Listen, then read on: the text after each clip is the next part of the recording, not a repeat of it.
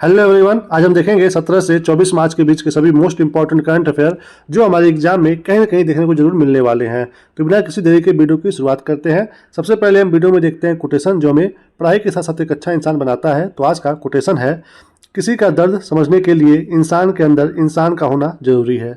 यानी कि जब आप किसी के दर्द को समझना चाहोगे तो सबसे पहले आपको एक अच्छा इंसान होना बहुत ज़रूरी है।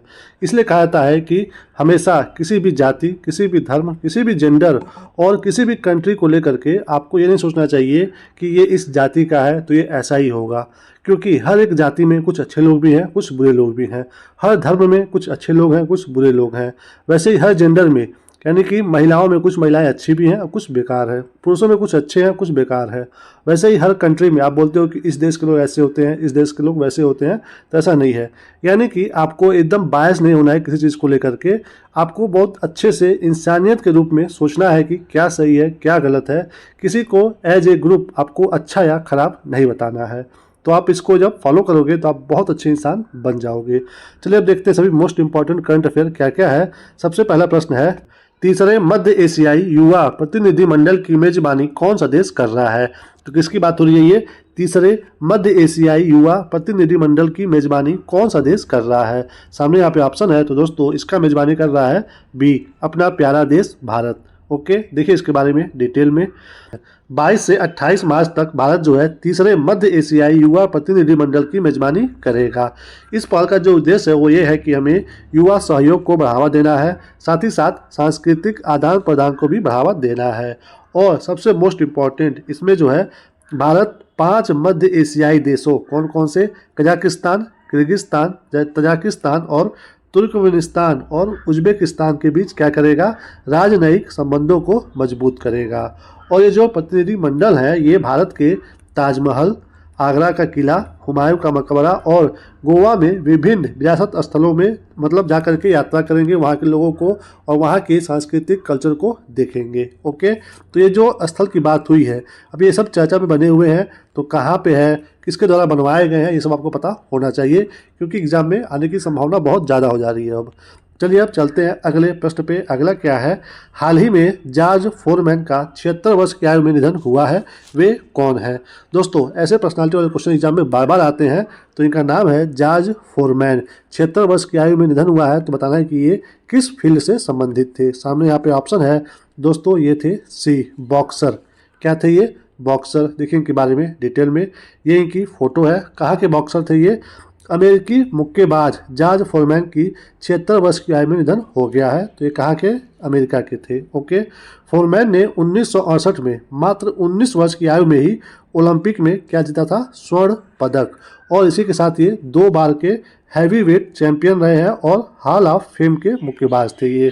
यानी कि ये मुक्केबाज थे। नाम है इनका जॉर्ज फोरमैन। कहाँ के निवासी थे? अमेरिका के। ओके, इनका हाल ही में निधन हो गया है। चलिए अब चलते हैं अगले प्रश्न पे। अगला क्या है? दिव्यांगजन सशक्तिकरण विभाग ने कहा एक दिवसीय पर्पल फेस्ट का आयोजन किया है। किसके लिए हुआ ये? दिव्यांगजनों के लिए एक दिन का पर्पल फेस्ट। बताइए कि ये कहाँ पे हुआ है। सामने यहाँ पे ऑप्शन है, तो दोस्तों ये हुआ है कहाँ पे? नई दिल्ली में। डी, कहाँ पे? नई दिल्ली में। देखिए इसके बारे में डिटेल में। पर्पल फेस्ट 2025 का आयोजन कहाँ पे हुआ है? राष्ट्रपति भवन, जो कि कहाँ पे है? नो डाउट नई दिल्ली में है। इसका आयोजन किसके द्वारा किया गया है? सामाजिक न्याय और अधिकारिता मंत्रालय के द्वारा। इसमें लगभग 23,500 से अधिक प्रतिभागियों ने भाग लिया है। इसमें क्या क्या हुआ है? कुछ खेल किया गया है और जो दिव्यांगजन है उनके द्वारा जो प्रोडक्ट बनाया गया है उसको यहाँ पे प्रदर्शनी में लगाया गया था। इसका मुख्य उद्देश्य था समावेशिता, सुगमता और दिव्यांगजन के सशक्तिकरण को बढ़ावा दिया जाए। और अगर बात करें देश में सबसे पहला पर्पल फेस्ट कब हुआ था, कहाँ हुआ था, तो ये सबसे पहला हुआ था 2023 में और ये हुआ था गोवा में। और अगर बात करें हम, ये पर्पल इसका नाम क्यों दिया जा रहा है, पर्पल रंग से क्यों जोड़ा जा रहा है, तो पूरी दुनिया में पर्पल या बैंगनी रंग को विकलांगता वकालत आंदोलन के साथ जोड़ा जा रहा है। तो आपको ये भी ध्यान देना है कि पर्पल या बैंगनी रंग की कोई बात हो तो आप समझ जाइए कि यहाँ पे दिव्यांगजनों की बात हो रही है। ओके, चलिए अब चलते हैं अगले प्रश्न पे। अगला क्या है? महिला वर्ग में SRFI Indian tour PSA challenger खिताब किसने जीता है? तो कौन सा खिताब है ये? SRFI इंडियन टूर का PSA चैलेंजर। तो बताइए कि ये महिला वर्ग में किसने जीता है। सामने यहाँ पे ऑप्शन है, तो दोस्तों इसको जो जीता गया है ये अनाहत सिंह जी के द्वारा। कौन जीती हैं? अनाहत सिंह जी। देखिए यहाँ पे डिटेल में, भारतीय स्क्वैश खिलाड़ी अनाहत सिंह और पुरुषों में वीर चोटानी ने SRFI Indian tour PSA challenger प्रतियोगिता में क्रमशः महिला और पुरुष एकल खिताब जीता है। यानी कि ये जो प्रतियोगिता थी इसमें महिलाओं में जीती हैं अनाहत सिंह और पुरुषों में वीर चोटानी जी। इन दोनों लोगों की फोटो आप यहाँ पे देख सकते हो। इसका आयोजन कहाँ पे हुआ है दोस्तों? इसका आयोजन किया गया था 17 से 21 मार्च 2025 को चेन्नई में। कहाँ पे हुआ था? चेन्नई में। अनाहत सिंह ने भारत की आकांक्षा सालुखे को 3-1 से हरा करके अपना 10वें नंबर का खिताब जीता है।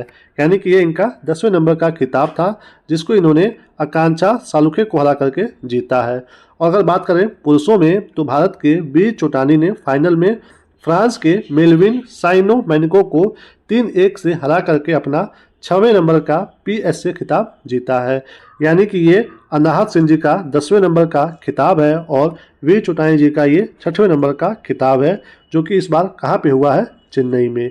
दोस्तों यहाँ पे बात हो रहा है स्क्वैश का, तो देख लीजिए कि इसके बारे में हमें क्या पता होना चाहिए। एक होता है हमारे भारत में squash racket federation of India, जिसको हम लोग शॉर्ट में क्या बोलते हैं? SRFI।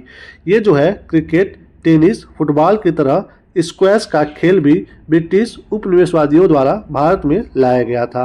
यानी कि जब अंग्रेज दूसरे देशों में जाकर शासन कर रहे थे उसी समय यहाँ पे भारत में ये गेम लाया गया था।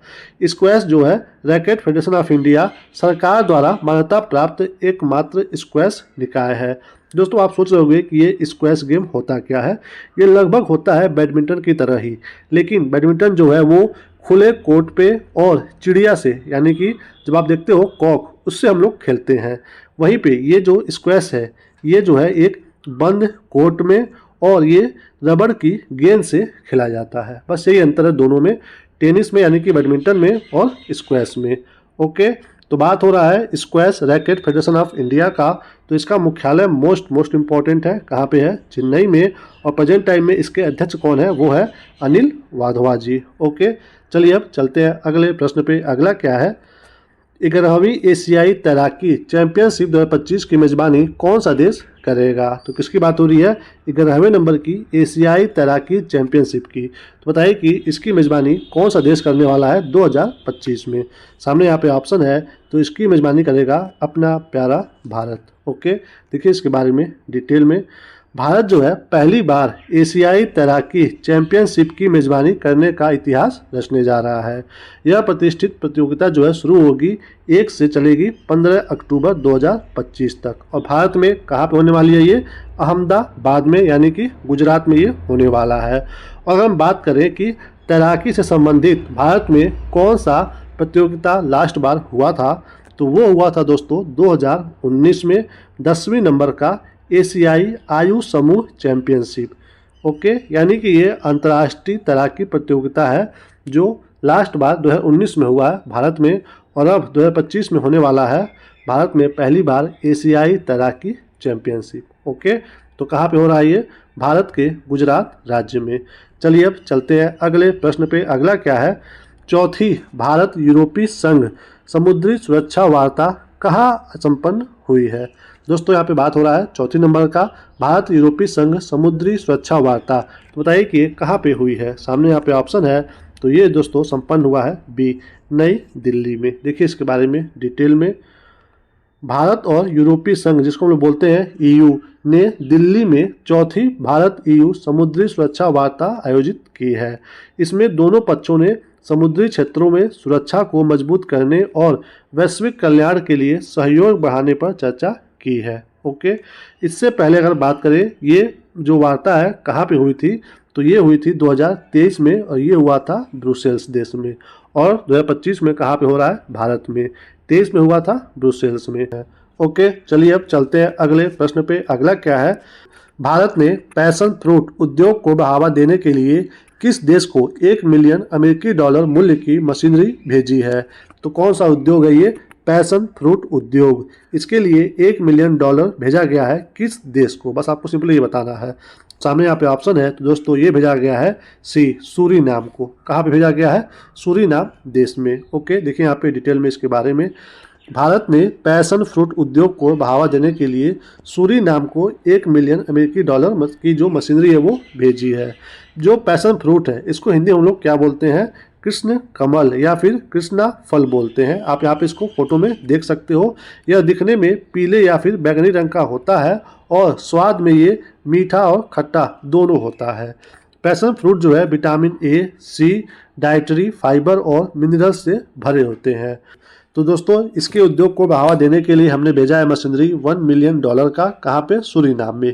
तो ये जो सूरीनाम देश है ये कहाँ पे है? तो ये है दोस्तों दक्षिणी अमेरिकी महाद्वीप में, जहाँ पे आप देख सकते हो ब्राज़ील देश है।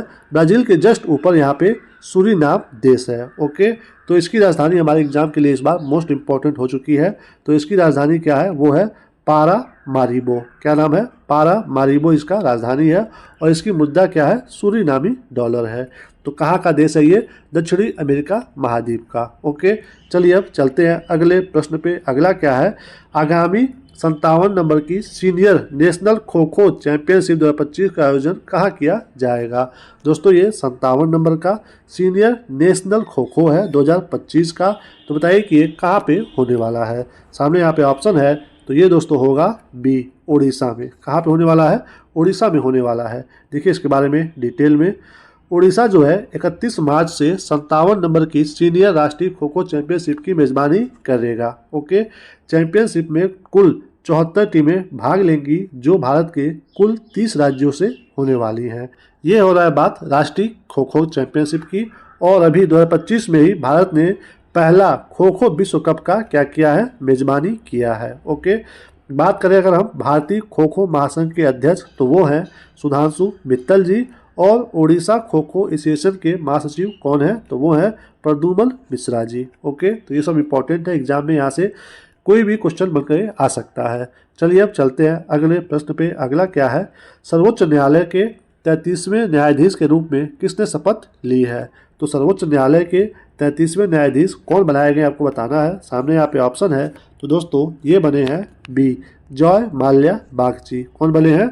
जॉय माल्या बागची जी। चलिए देखते हैं डिटेल में इसके बारे में। Chief justice of India Sanjeev Khanna ने कलकत्ता हाई कोर्ट के जज जयमाला बागची को सुप्रीम कोर्ट के न्यायाधीश के रूप में शपथ दिलाई है। ओके, बागची जो है सुप्रीम कोर्ट के 33वें नंबर के जज बन गए हैं। और अगर बात करें कि सुप्रीम कोर्ट में टोटल कितने जज होते हैं, तो वो होते हैं 34। आपके एग्जाम में ये नंबर आ सकता है कि सुप्रीम कोर्ट में न्यायाधीशों की संख्या कितनी होनी चाहिए? तो 34। ओके, तो किसको बनाया गया है? कलकत्ता हाई कोर्ट के जज है ये जयमाला बागची जी। ओके, यहाँ पर आप इनकी फोटो देख सकते हो। चलिए अब चलते हैं अगले प्रश्न पे। अगला क्या है? कबड्डी विश्व कप 2025 का आयोजन कहाँ किया गया है? तो किसकी बात हो रही है? कबड्डी विश्व कप 2025 की। तो इसका आयोजन कहाँ पे होने वाला है? किस देश में होने वाला है? सामने यहाँ पे ऑप्शन है, तो ये दोस्तों होने वाला है कहाँ पे? बी, इंग्लैंड में। कहाँ पे होगा ये? इंग्लैंड में होने वाला है। देखिए इसके बारे में डिटेल में। कबड्डी विश्व कप 2025 का आयोजन कहाँ पे हो रहा है? इंग्लैंड में। और ये शुरू हुआ है 17 मार्च से। और यह पहली बार है जब कबड्डी विश्व कप एशिया के बाहर आयोजित किया जा रहा है। यानी कि इससे पहले कभी भी कबड्डी का विश्व कप एशिया से बाहर नहीं हुआ है। यह जो टूर्नामेंट है जो होने वाला है इंग्लैंड में, ये 7 दिन तक चलेगा, जिसमें 60 से अधिक मुकाबले खेले जाएंगे। अगर हम बात करें सबसे पहला जो हुआ था कबड्डी का विश्व कप, ये 2019 में हुआ था। मलेशिया के द्वारा आयोजित किया गया था और इसमें भारत ने पुरुष और महिला दोनों वर्गों में खिताब जीता था। तो ये पहली बार कहाँ हुआ था? मलेशिया में 2019 में। ओके, यहाँ पे बात हो रहा है कबड्डी का। तो दोस्तों कबड्डी का जो आयोजन होता है वो कराता है अंतर्राष्ट्रीय कबड्डी महासंघ। तो अगर हम बात करें अंतर्राष्ट्रीय कबड्डी महासंघ के बारे में, तो ये दोस्तों अंतर्राष्ट्रीय शासी निकाय का एकमात्र क्या है? महासंघ है, जिसका स्थापना हुआ था 2004 में। संस्थापक दोस्तों अपने एक भारतीय थे जिनका नाम है आशीष पचौरी, और यही इसके पहले अध्यक्ष भी बनाए गए थे। दोस्तों ये काम क्या करता है? ये विश्व कप और क्षेत्रीय टूर्नामेंटों का आयोजन कराता है। और मोस्ट इम्पॉर्टेंट, इसका मुख्यालय किसका? अंतर्राष्ट्रीय कबड्डी महासंघ का। कहाँ पे है? भारत में है, भारत के राजस्थान में है और राजस्थान के जयपुर शहर में है। तो मोस्ट इम्पॉर्टेंट है इसका मुख्यालय अंतर्राष्ट्रीय कबड्डी महासंघ का। कहाँ पे है? भारत में, भारत के राजस्थान राज्य में। चलिए अब चलते हैं अगले प्रश्न पे। अगला क्या है? अंतर्राष्ट्रीय श्रम संगठन यानी कि ILO की 353 नंबर की शासी निकाय की बैठक कहाँ आयोजित की गई थी? किसकी बात हो रही है दोस्तों? ILO की 353 नंबर की जो बैठक थी वो कहाँ पे हुई है, सिंपली आपको ये बताना है। सामने यहाँ पे ऑप्शन है, तो दोस्तों ये हुआ है ए, जिनेवा में। कहाँ पे हुआ है? जिनेवा में। देखिए इसके बारे में डिटेल में। ILO की 353वीं शासी निकाय की बैठक कहाँ पे हुई है? स्विट्जरलैंड के जिनेवा में आयोजित की जा रही है। भारत सरकार की ओर से श्रम एवं रोजगार मंत्रालय की सचिव कौन है? सुश्री सुमिता डावरा जी। ये यहाँ पे बैठक में भाग लेने वाली हैं। भारत का मेन फोकस क्या है इस बैठक में भाग लेने का? भारत जो है विश्व स्तर पर श्रम कल्याण, सामाजिक न्याय और गुणवत्तापूर्ण रोजगार को बढ़ावा देने के अपने प्रयासों को प्रस्तुत करेगा। साथ ही साथ विभिन्न मुद्दों पर सार्थक हस्तक्षेप भी करने वाला है। तो मेन फोकस क्या है? श्रम कल्याण हो, सामाजिक न्याय हो और क्वालिटी वाला रोजगार सबको प्रोवाइड हो। ओके, यहाँ पे दोस्तों बात हो रहा है ILO का, तो ये है क्या? इसका हेडक्वार्टर कहाँ पे है? इसका गठन कब हुआ था? ये आपको पता होना चाहिए। तो देखते हैं इसके बारे में। ILO यानी कि अंतर्राष्ट्रीय श्रम संगठन, यह दोस्तों अंतर्राष्ट्रीय आधारों पर मजदूरों तथा श्रमिकों की रक्षा के लिए नियम बनाता है, जिसका स्थापना हुआ था 1919 में। इसका मुख्यालय कहाँ पे है? जिनेवा स्विट्जरलैंड में है और इसकी स्थापना हुई थी वर्साय की संधि के तहत। ये वर्साय की संधि आपको पता है कब हुई थी दोस्तों? जब हमारे विश्व में चल रहा था फर्स्ट वर्ल्ड वॉर फर्स्ट। ये कब से कब तक चला था दोस्तों? ये शुरू हुआ था 1914 में और ये ख़त्म हुआ था 1918 में। और जब ये 1918 में ख़त्म हुआ था तो वहीं पे वर्साय की संधि हुई थी देशों के बीच में। तो वहीं पे ये डिसाइड हुआ कि इस युद्ध में जो मजदूर, जो श्रमिक, जो सैनिक घायल हुए हैं उनको हमें कैसे अब बचाना है, उनका कैसे कल्याण करना है। तो उसी समय इस जो संगठन का गठन किया गया था। तो 1919 में वर्साय की संधि के तहत इसकी स्थापना की गई थी। आपके एग्जाम में पूछ सकता है ऑप्शन में दे करके कि इनमें से किस संगठन की जो स्थापना है वो प्रथम विश्व युद्ध की समाप्ति पर हुई थी। तो वो कौन सा है? अंतर्राष्ट्रीय श्रम संगठन है। ओके, और इसको 1969 में इसे नोबेल शांति पुरस्कार से सम्मानित किया गया था। ओके, तो दोस्तों इसको नोबेल पुरस्कार कब मिला था? 1969 में। यहाँ पे दोस्तों ये क्वेश्चन यहाँ पे समाप्त हुआ। हम आपको एक क्वेश्चन दे रहे हैं, आपको उसका कमेंट में बताना है उत्तर। यहाँ पे बात हो रहा है नोबेल का शांति पुरस्कार। तो दोस्तों मदर टेरेसा का नाम आपने सुना होगा। मदर टेरेसा, इनको भी मिला था शांति का नोबेल पुरस्कार। तो वो किस सन में मिला था, किस ईयर में, वो आपको कमेंट करके बताना है कमेंट सेक्शन में, क्योंकि ये बार बार एग्जाम में पूछता है कि मदर टेरेसा जी को शांति का नोबेल पुरस्कार किस सन में मिला था। ओके, तो आपको ये कमेंट करके ज़रूर बताना है। इसी के साथ हम इस वीडियो को यहीं पे समाप्त करते हैं। Thank you for watching. इस वीडियो से आपकी थोड़ी सी भी जानकारी बढ़ी हो और आप चैनल पर पहली बार आए हो तो चैनल को सब्सक्राइब जरूर करिए, वीडियो को लाइक करिए, दोस्तों में शेयर करिए और आप कुछ भी यहाँ पे कमेंट करके हमें बता सकते हैं। तब तक के लिए अपना ख्याल रखिए, मुस्कुराते रहिए। मिलेंगे हम आपको अगले वीडियो में। तब तक के लिए जय हिंद, वंदे मातरम।